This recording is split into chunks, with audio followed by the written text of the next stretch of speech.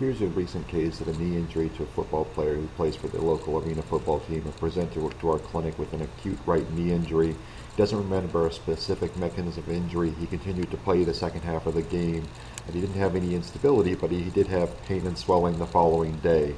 The big thing is to rule out ACL versus a PCL injury.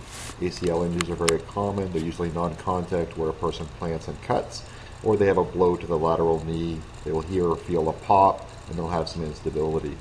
PCL injuries are much less common. Not really sure why they happen.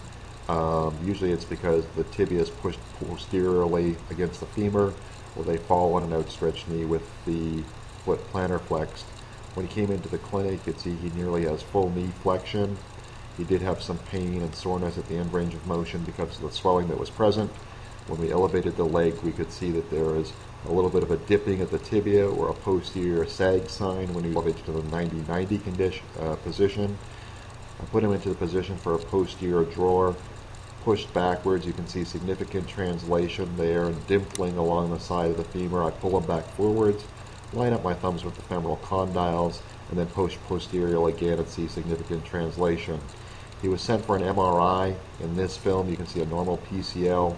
You can see the player's film on the right. There's a significant effusion in the knee and a graying mush of the posterior cruciate, which suggests that he has a grade 2 partial PCL tear, as was read by our team radiologist. The plan was non-operative. We're going to do some rehab to improve his eccentric quad control and try some functional bracing so that he will be able to return for a few days of practice before he is cleared to return to play.